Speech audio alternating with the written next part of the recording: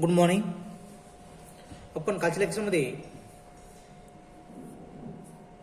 शेतीचे भूमिपूजन किंवा जमिनीचे भूमिपूजनामध्ये अनुषंगाने आपण कालच्या लेक्चरमध्ये पाहिलेलो आहोत, ज्यामध्ये पर्वतीय प्रदेश, पठारी प्रदेश, मैदानी प्रदेश याच्या अनुषंगाने आपण त्याचा काल विचार केला आहे, ज्यामध्ये आपण पर्वतीय प्रदेशाच्या अनुषंगानं काल बघितलं. आपण आज आपण पठारे याच्या अनुषंगानं आपण भूमिपूजनाचा अभ्यास करणार आहोत. विद्यार्थी मित्रांनो, पठारांचाही शेतीच्या विकासावरती खूप मोठा प्रभाव पडलेला आपल्याला दिसतो. भारताच्या द्विकल्पीय पठाराचा जो काही भाग आहे, या द्विकल्पीय पठाराच्या ईशान्य भागामध्ये छोट्या नागपूरचे पठार आहे आणि या पठाराची उंची 600 मीटरपेक्षा जास्त आहे आणि या पठाराचा पृष्ठभाग प्राचीन खडकापासून बनलेला आहे. म्हणून या पठाराचा सर्वसाधारण उतार पूर्वेस असून या पठारावरूनच दामोदर नदी वाहते आणि या पठारावरील दामोदर नदी खोऱ्याचा भाग शेतीस अत्यंत उपयुक्त असल्याने आपल्याला पाहावयास मिळतो. त्यानंतर आपल्याला पाहता येईल की नर्मदा नदीच्या दक्षिणेस असलेले जे काही दख्खनचे पठार आहे आणि या दख्खनच्या पठाराचा भाग जर बघितला तर हा भाग उंच सकल असून शेतीच्या दृष्टीने सुपीक असून शेतीचा विकास झालेला आपल्याला मध्ये पाहावयास मिळतात. आणि हे पठार कापसाच्या पिकासाठी जगप्रसिद्ध पठार म्हणून आपण पाहत असतो. भारतीय द्विकल्पीय पठारातून वाहणाऱ्या ज्या काही नद्या आहेत, ज्यामध्ये महानदी असेल, गोदावरी असेल, कृष्णा नदी असेल, कावेरी, या नद्यांच्या खोरी शेतीसाठी अत्यंत उपयुक्त आहेत आणि या नद्यांच्या खोऱ्यामध्ये शेतीचा विकास प्रचंड प्रमाणामध्ये झालेला आपल्याला सांगता येतो. त्यानंतर भारतातील जे काही पठारे आहेत, जेथे सुपीकता, जमीन सपाट, भूपृष्ठ आहे, तिथे शेतीचा विकास हा प्रचंड प्रमाणामध्ये झालेला आपल्याला सांगता येतो. आणि ज्या ठिकाणी पठार आहे, पर्वत, डोंगर, टेकड्या, या अशा प्रदेशामध्ये शेतीचा विकास हा म्हणावा तेवढा झालेला नाही. फक्त पर्वतांच्याच दरम्यान असलेल्या नद्यांच्या खोऱ्यात शेती व्यवसाय आपल्याला विकसित झालेला पाहावयास मिळतो. अशा प्रकारचा हा पठारी प्रदेशावर सुद्धा शेतीचा विकास बऱ्यापैकी म्हणजे झालेला आपल्याला सांगता येतो. त्यानंतर आहे मैदान. मैदानी प्रदेशामध्ये बघितलं तर हा प्रदेश नद्यांनी आणि त्यांच्या उपनद्यांनी वाहून आणलेल्या गाळापासून बनलेला हा नद्यांचा प्रदेश म्हणतो, आपण त्याला मैदानी प्रदेश असं म्हणतो. आणि यामध्ये गंगा, ब्रह्मपुत्रा नदीचे मैदान आणि या नद्यांच्या मैदानी भारताच्या बऱ्याचसा भाग या मैदानांनी व्यापलेला आहे. या मैदानी प्रदेशामध्ये उत्तर भारताच्या मैदानाचा आणि पश्चिम पूर्व किनारपट्टीच्या मैदानाचा यामध्ये समावेश होतो. यामध्ये भारताच्या मैदानाचे क्षेत्रफळ फार मोठे आहे आणि या मैदानांची जी लांबी बघितली आपण 3500 किलोमीटर, रुंदी 100 ते 500 किलोमीटर आहे. या मैदानाचे क्षेत्रफळ बघितलं आपण तर 7,70,000 चौरस किलोमीटर आहे. भारतातील मैदानांची सर्वसाधारण उंची ही 150 ते 300 मीटरपर्यंत आपल्याला पाहावयास मिळते. त्यानंतर किनारपट्टीच्या मैदानाचा जो भाग आहे तो भाग फारसा उंचीचा नाही. उत्तरेकडील मैदानाचा सरासरी उतार हा 1 किलोमीटरला 8 सेंटीमीटर इतका आहे. सिंधू नदी असेल, गंगा, ब्रह्मपुत्रा आणि त्यांच्या उपनद्याने वाहून आणलेल्या काळापासून या उत्तर भारतीय मैदानी प्रदेशाची निर्मिती झालेली आपल्याला सांगता येते. आणि या मैदानामध्ये शेकडो मीटर चढीचा गाळा थर निर्माण झालेला आहे. काही ठिकाणी तर गाळाची खोली ही 4000 मीटर खोलीपर्यंत आढळते. अशा प्रकारे या उत्तर भारताचे मैदान गाळापासून बनलेले असल्यामुळे अत्यंत सुपीक आहे आणि या मैदानात दरवर्षी नवीन गाळ साचत असल्याने जमिनीस खतांचा पुरवठा मोठ्या प्रमाणामध्ये करावा लागत असतो. अशा प्रकारचा हा मैदानी प्रदेशामध्ये सुद्धा मोठ्या प्रमाणामध्ये शेती विकास झालेला सांगता येतो. शेतीच्या दृष्टीने हा अतिशय महत्त्वाचा भाग आहे. सतलज गंगा नदीचे मैदाना प्रदेश हा कमी उंचीचा असल्याने यामध्ये शेतीदृष्ट्या जगातील सर्वात प्रगत असा भाग म्हणून ओळखला जातो. त्यानंतर या प्रदेशामध्ये कमी उंची, सपाट भूपृष्ठ आणि सौम्य उतार यामुळे या मैदाना प्रदेशामध्ये शेतीचा विकास खूप मोठ्या प्रमाणात झालेला आहे. भारताच्या पूर्व व पश्चिम किनारपट्टीत लांब व रुंद असे चिंचोळी मैदाने आढळतात आणि या मैदानांची उंची अतिशय कमी आहे. उत्तर भारतात तुलनेने तेथील भूपृष्ठ उतार जास्त आहे आणि या भागात अधूनमधून उंचवटे आपल्याला आढळतात. त्यामुळं हा प्रदेश जमीन सुपीक असल्या कारणानं यापैकी पूर्व किनारपट्टीचे मैदानी प्रदेश हे सुद्धा जास्त रुंद आहेत आणि या मैदानात महानदी, गोदावरी नदी, कृष्णा व कावेरी नदी यांचा या तयार केलेला त्रिभुज प्रदेश आपल्याला या ठिकाणी पाहावयास मिळतो. अशा प्रकारे या मैदानांचा घटकांचा सुद्धा परिणाम आपल्या शेतीवरती झालेला पाहावयास मिळतो. त्यानंतर हवामान, क्लायमॅट. हवामानाचा या कृषीवर सुद्धा मोठ्या प्रमाणावरती परिणाम झालेला पाहावयास मिळतो. शेतीवर परिणाम करणाऱ्या घटकामध्ये हवामान हा अत्यंत प्रभावी घटक आहे. यामध्ये तापमान, पर्जन्य या गोष्टी सुद्धा यामध्ये सुद्धा समावेश केला होतो. तापमान आणि पर्जन्य यामुळेच हवामानाचा प्रकार तयार होतो. जेथे तापमान आणि पर्जन्यमान या गोष्टी अनुकूल असतात तेथेच शेतीची प्रगती होते आणि ज्या प्रदेशामध्ये भरपूर पाऊस आहे आणि पुरेसे तापमान आहे या गोष्टीच्या पिकाच्या वाढीस आवश्यक असतात.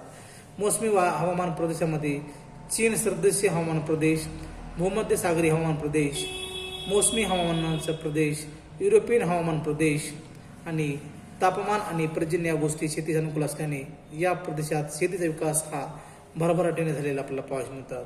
आणि या उलट ज्या प्रदेशामध्ये विषुवतीय उष्णकटिबंधीय हवामान प्रदेश आहे, किंवा वाळवंटी हवामान आहे, टुंड्रा हवामान आहे, तो शेतीस अनुकूल नसतात. आणि विषुवतीय हवामानाच्या प्रदेशामध्ये जास्त तापमान आणि जास्त पर्जन्यामुळे तिथे हवामान उष्ण आर्द्र स्वरूपाचे असते आणि हे हवामान पिकांच्या वाढीस फारसे योग्य नसते. म्हणून या प्रदेशामध्ये शेतीचा विकास झालेला पाहावयास मिळत नाही. त्याचबरोबर उष्णकटिबंधीय वाळवंटी प्रदेशात सुद्धा जास्त तापमान असल्या कारणानं त्या प्रदेशामध्ये पावसाचे अल्प प्रमाण असते. त्यामुळं पिकांची वाढ होत नाही. त्यामुळं हा प्रदेश सुद्धा शेती विकासापासून कोस दूर आपल्याला सांगता येतात. त्यानंतर तुंड्रा प्रदेशामध्ये सुद्धा अतिशय कमी तापमानामुळं त्या प्रदेशामध्ये पिकांची वाढ होत नाही. म्हणून त्या प्रदेशामध्ये सुद्धा शेती विकास फारसा झालेला आपल्याला सांगता येत नाही. अशा प्रकारे आपल्याला हवामानाचा शेती विकासावर परिणाम झालेला पाहावयास मिळतो. त्यानंतर निरनिराळ्या पिकांच्या वाढीकरता निरनिराळ्या वेगवेगळ्या हवामानाची आवश्यकता आपल्याला पाहावयास मिळते. उदाहरणामध्ये कापसाच्या वाढीकरता मध्यम पाऊस, जास्त तापमान, तर भात, ज्यूट आणि चहाच्या वाढीस भरपूर तापमान आणि पर्जन्य आणि गव्हाच्या वाढीसाठी मध्यम तापमान व पर्जन्यमान लागतो. हवामानाची परिस्थिती पाहूनच आपल्याला सर्वत्र सारखे नसल्या कारणाने आपल्याला प्रत्येक क्षेत्रामध्ये वेगवेगळ्या क्षेत्रामध्ये वेगवेगळ्या पिकांची आपल्याला प्रारूप निर्माण झालेले आपल्याला सांगता येतात. त्यानंतर पर्जन्याच्या स्थितीनुसार किंवा वितरणानुसार भारतासारख्या देशामध्ये वेगवेगळी पिके घेता येतात. तापमान आणि पर्जन्य या घटकाबरोबरच दव, धुके, दहीवर, गारा, वारे इत्यादी घटकांचा सुद्धा देखील शेतीच्या विकासावरती परिणाम झालेला आपल्याला सांगता येतो. भारतातील पेरणीचा काळ व हंगाम यावरही परिणाम झालेला आहे. हवामान या घटकातील काही 3 उपघटक आहेत जे आपण तर सांगता येईल की ते तापमान, सूर्यप्रकाश, पर्जन्यमान आणि जे काही इतर घटक आहेत. या इतर घटकामध्ये मग आर्द्रता, गारा, धुके, दहीवर यांचा समावेश होतो. या सर्व घटकांचा समावेश आपल्याला यामध्ये हवामानामध्ये होत असतो. ज्या प्रदेशामध्ये तापमान आणि सूर्यप्रकाश कृषीवर मोठा प्रभाव पडत असतो, पिकांच्या वाढीसाठी भरपूर तापमान आणि सूर्यप्रकाशाची गरज असते. भारताच्या मध्यभागातून कर्कवृत्त गेल्या कारणामुळे भारताचे जास्त तापमान आहे. जास्त तापमानामुळे हिमालयाच्या उंच भागामध्ये तापमान कमी आहे. या भागामध्ये हिवाळ्यात तापमान अतिशय कमी असते, म्हणून या भागामध्ये शेती योग्य होत नाही. भारताच्या राजस्थानमधील थरच्या वाळवंटामध्ये आवश्यकपेक्षा जास्त तापमान असते, म्हणून त्या वाळवंटामध्ये शेती होत नाही. अशा प्रकारे भारतातील हिमालय उंच पर्वत श्रेण्या आणि थरांचे वाळवंट या 2 भागात शेतीच्या दृष्टीने अनुकूल तापमान आहे. बाकी सर्व भागामध्ये पिकांच्या वाढी इतकेच तापमान राहत असल्याने ते भाग सर्व अधिक प्रमाणामध्ये शेती विकास झालेला आपल्याला सांगता येतो. अशा प्रकारचं तापमान आणि तिथला असणारा जो सूर्यप्रकाश आहे यांचा सुद्धा या पिकांच्या वाढीवरती शेतीवरतीचा परिणाम झालेला आपल्याला पाहावयास मिळतात. त्यानंतर आहे पर्जन्यमान. पर्जन्यमानाचा सुद्धा या शेतीच्या विकासावरती पर्जन्यमानाचा सुद्धा खूप मोठ्या प्रमाणामध्ये प्रभाव पडतो. ज्या प्रदेशामध्ये पर्जन्यमान हे जास्त असते त्या प्रदेशामध्ये सुद्धा शेती विकास झालेला नाही आणि अल्प प्रमाणामध्ये सुद्धा पाऊस आहे त्या प्रमाणामध्ये सुद्धा शेती विकास झालेला आपल्याला पाऊस मिळत नाही. पण ज्या प्रदेशामध्ये मध्यम स्वरूपाचा पाऊस आहे त्या मध्यम स्वरूपाच्या पावसाच्या प्रदेशामध्येच शेती विकास मोठ्या प्रमाणात झालेला आपल्याला पाऊस मिळतात. उदाहरणामध्ये सांगता येईल की राजस्थानच्या या प्रदेशामध्ये अल्प स्वरूपामध्ये पाऊस पडतात म्हणून राजस्थानमध्ये कमी पिकं किंवा विकास शेती झाला नाही. त्याचबरोबर मेघालय राज्यामध्ये सुद्धा मुसळधार पाऊस पडतो त्यामुळं त्या भागामध्ये असणारे जे शेती विकास आहे त्यासुद्धा भागामध्ये शेती विकास झालेला नाही.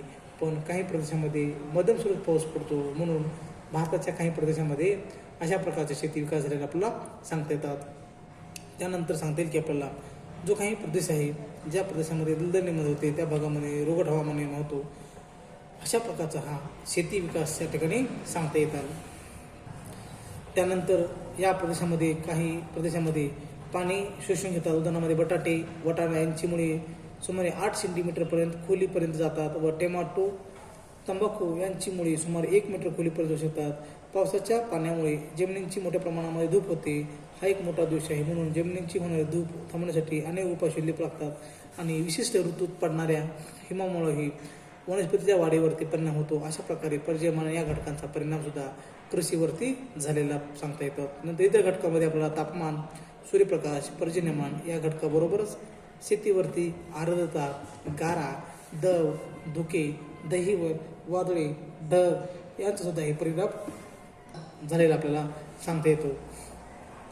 त्यानंतर आहे आर्द्रता. आर्द्रता वातावरणातील पिकावरती होणारा परिणाम महत्त्वाचा आहे.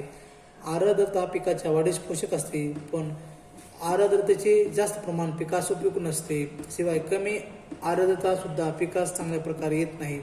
ज्या भागात पावसाचे प्रमाण कमी असते अशा भागात वातावरणात आर्द्रता असल्यास पिकांची वाढ चांगल्या प्रकारे होते. ऋतूनुसार विचार करता भारतात सर्व ऋतूत आर्द्रतेचे प्रमाण सारखे नसते. सर्वसामान्यपणे पावसाळ्यात आर्द्रतेचे प्रमाण जास्त हिवाळ्यात मध्यम आणि उन्हाळ्यात ते कमी असते. शिवाय भारताच्या सर्व भागामध्ये आर्द्रतेचे प्रमाण सारखे नसते. पश्चिम किनारपट्टी दक्षिण भारत बंगालचा व आसाममध्ये पाऊस जास्त पडल्यामुळे त्या भागामध्ये आर्द्रतेचे प्रमाण जास्त असते. पंजाब हरियाणा राजस्थान व गुजरातमध्ये सुद्धा आर्द्रतेचे प्रमाण सर्वात कमी असते. बाकीच्या भागामध्ये ते मध्यम स्वरूपाचे असते आपल्याला सांगता येतं. त्यानंतर आहे गारा. गारा पिकास मारक असतात कारण त्यामुळे पाने फुले फळे कळू पडतात. विशेषतः उन्हाळ्यात उत्तर भारताच्या बऱ्याचशा भागामध्ये गारांची निर्मिती झालेली आपल्याला सांगता येते. अशा प्रकारे या गारांचा सुद्धा परिणाम आपल्याला या पिकावर झालेला सांगता येतो. त्यानंतर आहे दव. दवाचा मात्र पिकांचे उपयुक्त असतात. पावसाळ्याच्या शेवटी आणि हिवाळ्याच्या सुरुवातीस दव पडते. दवामुळे खरीप पिके परिपक्व होण्यास मदत होते. शिवाय यामुळे रब्बी पिकंही चांगले येतात. ज्या वर्षी पाऊस कमी पडतो त्या वर्षी दवाचे प्रमाण जास्त असल्यास खरीप पिकांना जीवदान प्राप्त होते. अशा प्रकारे या दवाचा सुद्धा परिणाम आपल्याला पिकांच्या वाढीसाठी कारणीभूत ठरत असतो. त्यानंतर आहे धुके. धुके मात्र पिकास मारक असतात. विशेषतः कापूस मिरची तूर इत्यादी पिकास धुके मारक असतात. धुक्यामुळे फळे गळून पडतात आणि पीक कापू लागल्याने दिसते. विशेषतः ओल्या धुक्यामुळे कोरडे धुके जास्त मारक असतात. अशा प्रकारचा धुक्याचा सुद्धा परिणाम आपल्या पिकावरती झालेला दिसून येत असतो. त्यानंतर आहे दहिवर. दहिवर पिकास मारक असले तरी काही भागात ते पिकास उपयुक्त ठरतात. ज्यामध्ये पंजाब हरियाणा उत्तर प्रदेश राजस्थानमध्ये पडणाऱ्या दहिवारामुळे पिकांची वाढ होते तर उंच प्रदेशामध्ये दहिवाराचे प्रमाण जास्त असते. या भागामध्ये हिवाळ्यात पडणाऱ्या दहिवर पिकांना जास्त हानिकारक असते. हिमालय भागामध्ये हिवाळ्यात पडणाऱ्या दहिवारांचा पिकावर परिणाम होत. काही भागामध्ये चांगला तर काही प्रदेशामध्ये वाईट प्रकारचा होत असतो. त्यानंतर आहे वादळे. वादळे सुद्धा पिकांच्या वाढीसाठी विजा पोहोचतात. किनारी प्रदेशामध्ये वादळांचा थरच्या वाळवंटात अशा प्रकारचे वादळे नेहमी येत असतात. कधी कधी वारे इतके जोरात वाजतात की पिकं उरलेली अंकुर उखडून जात असतात. वादळी वाऱ्यामुळे उभ्या पिकांची तर नेहमीच खूप मोठ्या प्रमाणात नासाडी होते. विशेषतः ज्वारीचे पिकं वाऱ्यामुळे खाली पडतात. भारतामध्ये एप्रिल मे महिने वायव्य भागामध्ये वारे येतात. हे वारे अतिशय वेगवान असतात. त्यांना परिणाम पंजाब हरियाणातील पिकावर होत असतो. थरच्या वाळवंटातील धुळीचे वादळे नेहमी भयानक असतात. हे राजस्थानमध्ये उभे पीक उकडून टाकतात. अर्थात असे वारे काही काळापुरतेच असतात. चहा कॉफी इत्यादी पिकांना जोरदार वारे सहन होत नाहीत म्हणून भारतामध्ये चहा कॉफी मळाभोवती उंच झाडे लावले जात असतात. अशा प्रकारचा वादळांचा सुद्धा परिणाम पिकावरती होत असतो. त्यानंतर आहे ढगांचाही परिणाम पिकावरती होत असतो. हंगामांचा काळानुसार आकाशामध्ये असल्यास पिकावर कीड पडते. विशेषतः तूर, हरभरा या किडावर पिकावर कीड पडते. आंब्याच्या झाडावरती जो मोहर येतो ते ढग आल्यानंतर मोहर जळून जातो. अशा प्रकारचा ढगांचा सुद्धा परिणाम या पिकावरती होत असतो. त्यानंतर आहे जमीन ही पिकासाठी अत्यंत महत्त्वाचा घटक आहे. कृषीसाठी भूपृष्ठ आणि हवामान यामध्ये जमिनीचाही व्यवसायावरती परिणाम होत असतो. शेतीचा विकास जमिनीवरतीच अवलंबून आहे आणि जमीन ज्या भागामध्ये सुपीक असते त्या भागामध्ये शेती विकास झपाट्याने झालेला आपल्याला पाहायला मिळतात. म्हणून मैदानी प्रदेश, खोरी, नद्यांची खोरी या भागामध्ये सुपीक जमीन असते. म्हणून या भागामध्ये शेतीचा विकास प्रचंड प्रमाणामध्ये झालेला आपल्याला सांगता येतो. अशा प्रकारे आपल्याला भारतामधल्या जी काही कृषी आहे ती कृषी या भागामध्ये मोठ्या प्रमाणामध्ये झालेली विकासमध्ये आपल्याला सांगता येईल. ज्याप्रमाणे गंगा नदीचे खोरे असेल, यमुना नदीचे खोरे असेल, ब्रह्मपुत्रा नदीचे खोरे असतील, कृष्णा नदीचे खोरे असेल, गोदावरी नदीचे खोरे असेल, कावेरी नदीचे खोरे असतील, या सर्व खोऱ्यामध्ये याचा विकास झालेला आहे. तसंच भारतातील काही सुपीक नदीचे खोरे असतील, चीनमधील पूर्वेकडील नद्या खोरे असतील, त्यानंतर पाकिस्तानामधील सिंधू नदीचे खोरे, इजिप्तमधील नाईल नदीचे खोरे, रशियातील स्टेपीज मैदान, अमेरिकेतील प्रेरिन मैदान या भागामध्ये सुपीक जमिनीमुळे शेतीचा विकास झालेला आपल्याला सांगता येतो. या उलट नापीक जमिनीचे भाग शेतीदृष्ट्या माग असले आहेत. काही भागामध्ये शेतीचा विकास झालेला नाही. उलट उदाहरणामध्ये तुंड्रा प्रदेश आणि वाळवंटी प्रदेश नापीक जमिनीमुळे शेती होत नाही आणि अर्थातच ते शेती न होण्यासाठी प्रतिकूल हवामान सुद्धा मोठे कारणीभूत आहेत. अशा प्रकारे शेती जमीन हा सुद्धा एक घटक अत्यंत महत्त्वाचा घटक म्हणून यामध्ये आपल्याला सांगता येतो. त्यानंतर या भागामध्ये शेती जमिनीचा सुद्धा मोठ्या प्रमाणावरती या पिकांवरती परिणाम होत असतो. वेगवेगळ्या पिकांसाठी वाढी करते. वेगवेगळ्या प्रकारची जमीन आवश्यकता असते. ज्यामध्ये भात, जूट करता गाळाची जमीन, कापसा करता लावा रसाची जमीन, गव्हा करता कसदार जमीन, चहाच्या पिकाकरता चहाच्या मुळाशी पाण्याचा निचरा होण्यासाठी त्यामुळे आपलं डोंगर उताराळ जमीन. त्यानंतर ज्या भागामध्ये ह्या अशा प्रकारची जमीन आपल्याला पाहावयास मिळते. सुपीक जमीन असल्यास पिके चांगले येत असतात. पिकांचे हेक्टरी उत्पादन जास्त येते. उलट हलक्या जमिनीवरती पिकांचे उत्पादन प्रति कमी येत असतो. अशा हेक्टरी उत्पादन कमी असल्यामुळे पिकांच्या प्रकाराचा सुद्धा मशागतीवरती परिणाम झाला आपल्याला या कृषीवरती परिणाम झालेला दिसून येत असतो. अशा वेगवेगळ्या प्रकारची जमीन आहे. ती सर्व जमीन ज्यामध्ये भारतातील काही जमिनीचा प्रभाव आपल्या भारतासारख्या कृषीप्रधान देशावरती तर जमिनीचा महत्त्व अत्यंत आहे. कारण देशातील शेतीचा व्यवसाय संपूर्णपणे जमिनीवरच अवलंबून आहे आणि भारत तर कृषीप्रधान देश असल्या कारणानं सर्व भागामध्ये शेतीचा विकास सारख्या प्रमाणात झालेला नाही. उत्तर भारताचे मैदानी प्रदेश, गंगा नद्यांच्या खोऱ्याचा प्रदेश, त्रिभुज प्रदेश शेती विकास अधिक झालेला आहे. तर काही भागामध्ये शेतीची थोडी प्रगती झाली आहे. तरीसुद्धा काही भाग शेतीदृष्ट्या मागासलेल्या उदाहरणामध्ये राजस्थानचे थळचे वाळवंट या भागामध्ये वाळवंट असल्या कारणानं शेती विकास झालेला नाही. भारतात जमिनीचे वेगवेगळ्या प्रकारचे आढळतात. त्यामुळे सर्व भागामध्ये शेती विकास होऊ शकला नाही. भारतातच जमिनीचे वेगवेगळे प्रकार आढळतात. त्यामुळे सर्व भागात एकाच प्रकारची पिके होत नाहीत. तसेच भारतात शेतीतून निघणारी जी हेक्टरी उत्पादने आहे ती सर्वत्र सारख्या स्वरूपाचं नाही. म्हणून भारतातील जी निघणारी जी उत्पादन आहे ती थोडक्यामध्ये आपल्याला सांगतील की जमिनीच्या प्रकारावरती शेतीवर मोठा प्रभाव पडलेला आपल्याला दिसून येतो. अशा प्रकारचा आपला हा भारताची जी काही मिळणारे हेक्टरी उत्पादन आहे त्या हेक्टरी उत्पन्नावर सुद्धा मोठ्या प्रमाणावरती परिणाम आपल्याला जमिनीचा आढळून येतो. उदाहरणामध्ये सांगता येईल की नद्याच्या खोऱ्यावर व त्रिभुज प्रदेशामध्ये आपल्याला गहू, ऊस, भात, जूट इत्यादी पिकांचे हेक्टरी उत्पादन मोठ्या प्रमाणामध्ये घेता येते. पण लावारसी जमीन आढळते ते कापसाचे हेक्टरी उत्पादन जास्त असते आणि ज्या भागामध्ये हलकी जमीन असते ते हेक्टरी उत्पादन कमी असते. भारतातील जमिनीच्या प्रकारावरती खतांचा पुरवठा करावा लागतो आणि ही काही पिकाऊ जमीन मात्र खतांना पुरवठा करावा लागतो. नद्यांच्या पूर मैदानामध्ये त्रिभुज प्रदेशामध्ये दरवर्षी नवीन गाळांची संचलन होत असल्याने खतांचा पुरवठा करण्याची गरज नसते. गंगा नदी, महानदी, गोदावरी नदी यांच्या खोऱ्यामध्ये सुद्धा मोठ्या प्रमाणावरती अशा या सुपीक जमिनीची निर्मिती झाली आपल्याला पाहावयास मिळते. त्याचबरोबर शेतकरी खताचा पुरवठा का करत नाही असं नंतर त्या भागामध्ये असणारी जी काही शेतीची मशागत आहे तो मोठ्या प्रमाणात करतो. कारण जमिनीतून मोठ्या प्रमाणामध्ये आपल्याला उत्पन्न मिळावं म्हणून शेतकरी अशा प्रकारचा खताचा पुरवठा असेल, शेती मशागत असेल तो मोठ्या प्रमाणामध्ये करत असतो. पिके, हेक्टरी उत्पादन आणि खताचा पुरवठा इत्यादी गोष्टीवरती प्रभाव पडत असतो. अशा प्रकारे आपल्या शेतीवरती या जमिनीसुद्धा मोठ्या प्रमाणात प्रभाव पडतो.